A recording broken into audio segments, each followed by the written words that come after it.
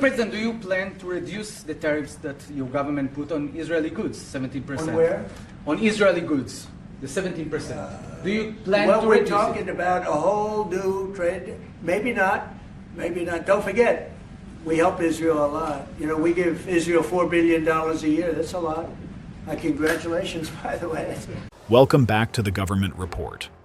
For decades, the bond between the U.S. and Israel has been one of America's closest and most dependable alliances. But under Donald Trump's second term, something unexpected is happening. The relationship is cooling fast. After years of strong support, tensions are rising, and the once solid partnership is showing cracks.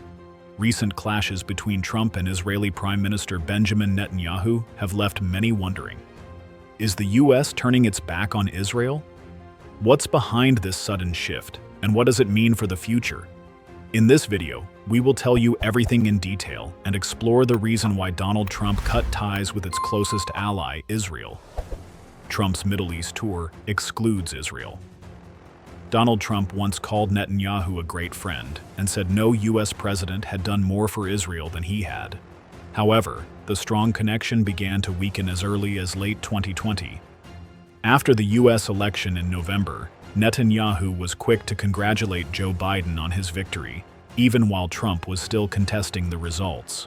This upset Trump deeply. He believed Netanyahu betrayed him at a crucial time. Trump said in an interview, "The first person that congratulated Biden was Bibi Netanyahu, the man that I did more for than any other person I dealt with. Bibi could have stayed quiet. He has made a terrible mistake. Him." That harsh comment marked the first real sign that the relationship was falling apart. Although this seemed personal, it soon became clear that the fallout would reach far beyond just two leaders not getting along. Now, during President Trump's recent high-profile tour of the Middle East, conspicuously omitted Israel from his itinerary. The White House described the trip as a historic return to the Middle East, yet the president chose to visit Saudi Arabia, Qatar, and the United Arab Emirates while bypassing America's closest ally in the region. This decision bears striking similarities to former President Barack Obama's first Middle East tour in 2009, which also excluded Israel's move that many analysts marked as the beginning of Obama's strained relationship with Netanyahu. Israeli officials reportedly explored the possibility of arranging a stop in Jerusalem or Tel Aviv during Trump's regional visit, but these hopes were extinguished when the president directly stated he had no intentions of visiting Israel during this trip. "We will be doing it at some point," Trump remarked, "but not for this trip." This exclusion is particularly notable given that Netanyahu has twice visited Trump at the White House since the president began his second term in January 2025. The absence of Israel from Trump's itinerary suggests a strategic distancing at a time when regional dynamics are rapidly evolving. Sources familiar with the planning indicated that Trump might have been persuaded to include Israel if there had been the possibility of announcing a significant achievement, such as a ceasefire in Gaza or a comprehensive humanitarian assistance plan. However, with Israel preparing to escalate its military actions in Gaza, such diplomatic victories remained out of reach. The fraying personal alliance. The relationship between Trump and Netanyahu, once characterized by mutual admiration and strong personal ties, appears to be deteriorating. According to Shalom Lipner, a former advisor to 7 Israeli prime ministers, including Netanyahu, there is mutual frustration between Trump and Netanyahu, with both feeling that their priorities are not fully recognized by the other. This frustration has manifested in several ways, from diplomatic snubs to policy disagreements that have become increasingly public. Netanyahu proudly claimed the distinction of being the first world leader to visit Trump during his second term in February 2025. In April, he returned to Washington as the first leader to initiate discussions for a new trade agreement following Trump's announcement of extensive tariffs on imports. However, Netanyahu left the White House without securing a deal and with a new worry: Trump's surprising declaration that the U.S. would begin negotiating a new nuclear agreement with Iran.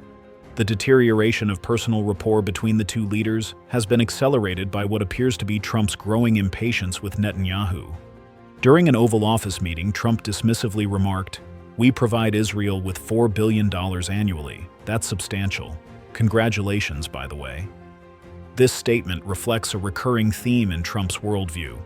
skepticism towards allies he perceives as taking more from the United States than they contribute. Trump's engagement with Israel's adversaries. Perhaps most concerning for Israeli leadership is Trump's decision to engage directly with three of Israel's primary adversaries, Hamas, Iran, and the Houthis without Israel's involvement. Aaron David Miller, a seasoned Mideast peace negotiator who has served in multiple U.S. administrations, noted that, "I don't believe any administration, Democrat or Republican, has come close to executing such independent outreach that the Trump administration has managed over the past 3 months." Despite Netanyahu's vocal opposition to any nuclear deal with Iran, Trump's administration has begun new negotiations with Tehran. During Netanyahu's April visit to Washington, Trump made the surprising announcement that the U.S. would pursue a new nuclear agreement with Iran, a move that caught Israeli officials off guard and added another layer of tension to the relationship. This decision represents a significant departure from Trump's first term when he withdrew from the Obama-era nuclear deal with Iran to Netanyahu's delight. In another move that has strained relations, Trump recently unveiled a deal with Yemen's Houthi rebels to halt U.S. strikes against the militants in exchange for their agreement not to target American shipping interests in the Red Sea. Critically, this agreement included no assurances for Israel, which continues to face Houthi attacks. While Israel initially welcomed Trump's decision in March to escalate U.S. air operations against the Houthis, who have been launching missiles and drones at Israel and vessels in the Red Sea since the onset of the Gaza conflict, abruptly declared an end to the bombings earlier this month. In announcing this deal, Trump claimed to have received assurances from the Houthis to refrain from attacking U.S. ships, with the financial strain of the operation likely influencing this decision. Notably, Trump's announcement failed to mention Israel, despite the Houthis having attacked Tel Aviv's airport days prior, sending a clear message that Israel could manage the Houthis independently. Trump's envoy to the Middle East, Steve Witkoff, has been credited with facilitating a temporary truce between Israel and Hamas, aligning with Biden's three-phase plan. However, this direct engagement with Hamas represents another instance where the Trump administration has pursued diplomatic channels with Israel's adversaries without fully coordinating with Netanyahu's government. Economic pressure. Adding to the tensions is Trump's economic approach toward Israel. In a departure from his traditionally supportive stance, Trump has imposed tariffs on Israeli goods as part of his broader protectionist economic policies. During Netanyahu's visit to Washington in April, the Israeli leader sought relief from these tariffs, but Trump firmly rejected the proposal. This economic pressure comes at a challenging time for Israel, which is already bearing the substantial financial burden of an extended military campaign in Gaza. Trump's comments about U.S. aid to Israel have also taken on a more transactional tone. By emphasizing that we provide Israel with $4 billion annually, and adding, "Congratulations, by the way," Trump has signaled a shift in how he views the bilateral relationship. This perspective aligns with his broader America First foreign policy approach, which evaluates international partnerships primarily through an economic lens. Trump's evolving stance on Gaza. Perhaps the most significant shift in Trump's approach to Israel concerns the ongoing conflict in Gaza. Initially, Trump appeared supportive of Israel's military operations and even entertained controversial proposals about Palestinian population transfers and commercial development in Gaza, ideas that resonated with Israel's far-right parties. In February, Trump articulated a vision for resettling Palestinians outside Gaza, aiming to transform the area into a Riviera of the Middle East. However, Trump has recently adopted a markedly different tone. On Friday, May 16, 2025, during the concluding part of his tour across 3 Persian Gulf countries, Trump stated, "We're going to address a couple of situations that you have here. We're examining Gaza, and we have to resolve that. Many individuals are starving. Many individuals. Numerous adverse events are occurring." This acknowledgement of the humanitarian crisis in Gaza represents a significant departure from his previous rhetoric. Trump has also expressed frustration with the prolonged nature of the conflict, reportedly telling donors that finding a solution was hard because they'd been fighting for 1,000 years. This comment reflects a growing weariness with the situation, contrasting sharply with his previous threat that all hell is going to break out if Hamas did not release all of the hostages within 24 hours. While boarding Air Force One on Friday, Trump informed reporters that the United States must take decisive action regarding the Gaza crisis. "I believe a lot of positive developments are going to occur over the next month," he stated. "We also need to assist the Palestinians," he noted, emphasizing that the U.S. would consider both sides of the situation. These statements suggest a more balanced approach than the unequivocal support for Israel's military operations that characterized the early months of his second term. Regional dynamics and Arab states' influence. Trump's shifting position on Israel appears to be influenced by his engagements with Arab leaders during his recent Middle East tour. Gulf Arab leaders, recognizing the symbolic importance of the Palestinian cause to their citizens, have sought to influence Trump's rhetoric and perspective on Gaza. Tamim Hamad Al Thani, the Emir of Qatar, urged Trump to utilize American influence to foster peace in Gaza and halt the violence.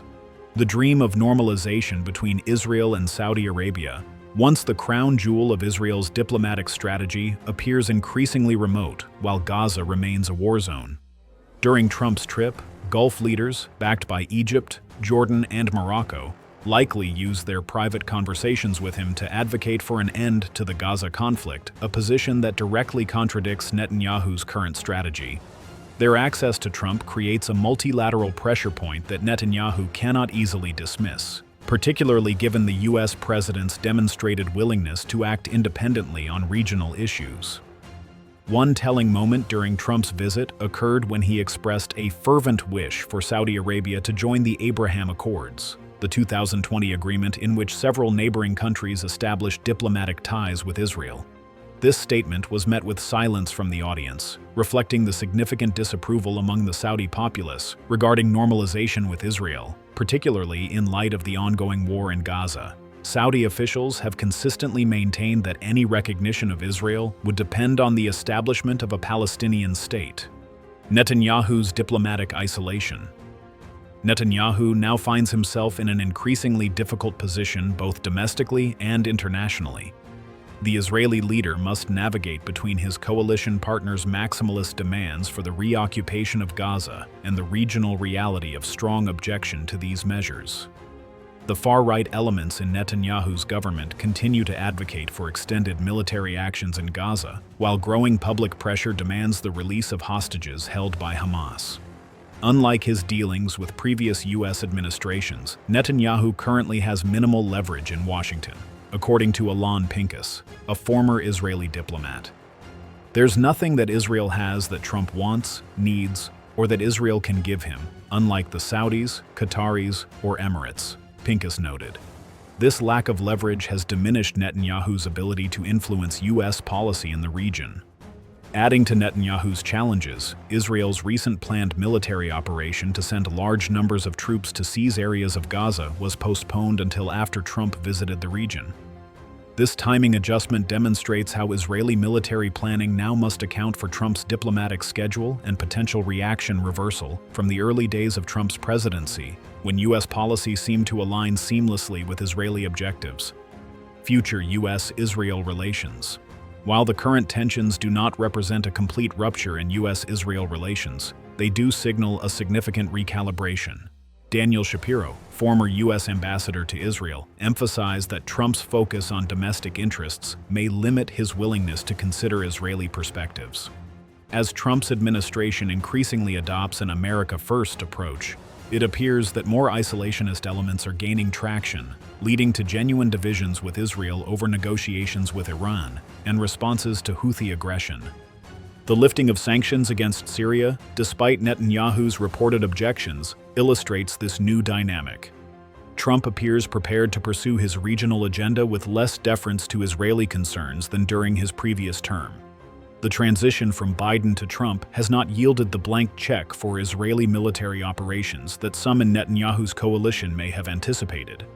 The ongoing dynamics suggest that while a complete breakdown is unlikely, further distancing may occur if their paths continue to diverge.